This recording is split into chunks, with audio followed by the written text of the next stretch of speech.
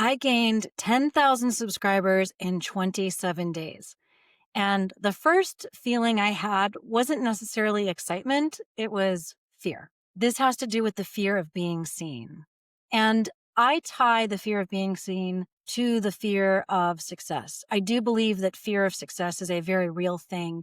I think there are a lot of people out there who have so much potential for greatness, but they hide themselves because they're afraid of being seen by so many people. How many times have you been asked to give a presentation or sing a song in front of people and you were afraid that you might actually be pretty good at it? Because if you're good at it, guess what happens next? You get asked to do it more often.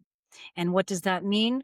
That means you have to face your fear of being seen again and again and again. So if you don't know me, I'm Bella. I'm a trauma-informed voice coach. And I started posting videos here on YouTube about 3 weeks ago on the topic of voice and the idea that voice problems are the result of trauma, not necessarily poor technique. While I do think that technique can help get you out of it and also be quite therapeutic and healing, I think that addressing the fears that lie within our body can be very helpful and I would say essential for improving the sound of your voice, as well as making it easier for you to be confident speaking in front of others. So during the first 2 weeks, as I watched those numbers climb in my stats, I started to notice something happening in my throat as I was trying to film new content. I noticed my throat was becoming tight and my voice was strained. I'll admit I was a little nervous posting those videos in the second week because I could hear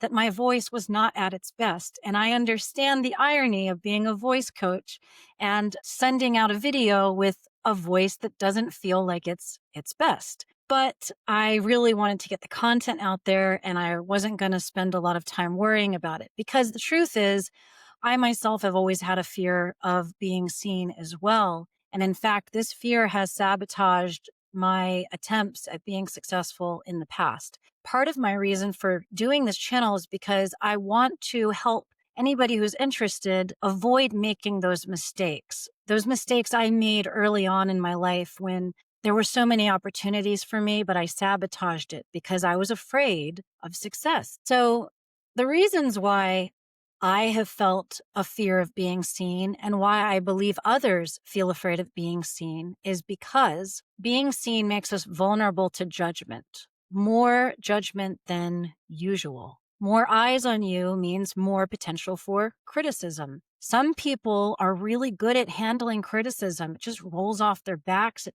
doesn't bother them. But if you grew up in a way where you were constantly criticized, or if you went to a school with teachers who were cruel, or if you found yourself in relationships or friendships where people treated you badly and put you down, you probably developed a high sensitivity to criticism. So even the act of reading a troll's comment on something online can hold you back. How does the fear of being seen show up in the body? When you are in front of an audience and you're trying to express something, how does it show up?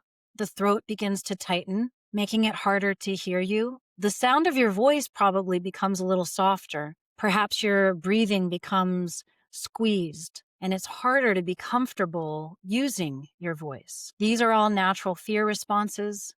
And I sometimes wonder if they are a subconscious form of self-sabotage. The reason why I say that is because I think that some people have a feeling, an intuition, a sense that they have a high potential for success. But because of the experiences they've had in their lives, they subconsciously sabotage their success because they fear that constant pressure of being seen on a regular basis if they show the world what they're actually made of. That's resonating with you, leave a comment because I have a feeling it will resonate with some. So in my experience, as I was posting these videos, I braced myself for the nasty comments because it's just the way things operate in this world of internet communications.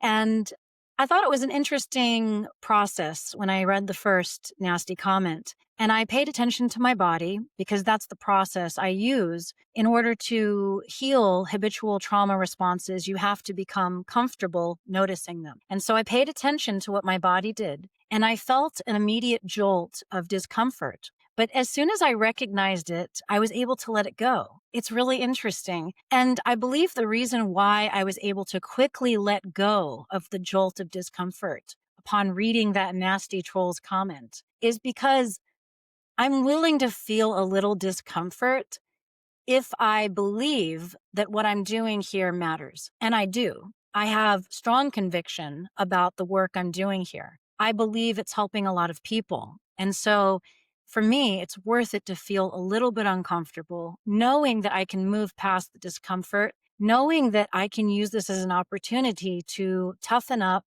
and not even let it bother me at all. In fact, we're in the third week, I believe, of, I hope my math is right. We're in the third week of this channel. And so by now I've gotten ugly comments. And it's interesting how it really didn't take long for me to just not be bothered by them at all. So I share that with you in the hopes that it inspires you to go forward and do the thing that you're supposed to do, to speak up when you want to speak up, to share your voice. It will be uncomfortable at first. But if you believe so strongly in what it is that you're doing, you can handle a little discomfort while you get used to the process. It will get easier. So let's do a practice to help you release the fear of being seen. Go ahead and gently put your hand on your throat. Close your eyes, and we're going to breathe into the count of 4. Breathe in, 2, 3, 4, and out for 6, 3, 4, 5, 6. Now keep your eyes closed. We're going to do this again. And this time, I want you to think about something that you really want to say, but you can't. Something is holding you back. Notice, what does it feel like in your throat? What does it feel like in your tongue, in your jaw? How does your breathing feel right now? Continue to think about that, and let's do that breathing exercise again 2 more times. We'll breathe in, 2, 3, 4, and out, 2, 3, 4, 5, 6. Breathe in, 2, 3, 4, and out, 2, 3, 4, 5, 6. Now keep your hand up here and say with me, or repeat after me: my voice matters. I am safe to be seen. And we'll say that together. My voice matters. I am safe to be seen. Here is your journal prompt for today. I want you to reflect on, what are you really afraid will happen if people see you? If people see the real you, what is it that you're afraid will happen? Go deep. Go into the layers. Answer it, and then ask yourself, then what will happen? And then when you have that answer, ask yourself again, and then what will happen? Trace it back. Just answer it in as many ways as you can. Then ask yourself the next question: who needs to hear what you have to say? Who may be helped by what it is that you have to share? So here's the truth. The fear of being seen is linked to a fear of success, because a fear of success means being seen on a bigger scale.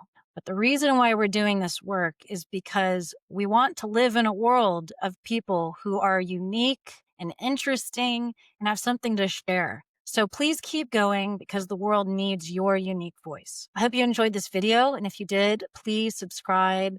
And don't forget to download my free guide on healing trauma through the voice, body, and nutrition. And I appreciate you being here, and I appreciate you subscribing and helping me work through my fear of being seen. So I'll see you in the next one.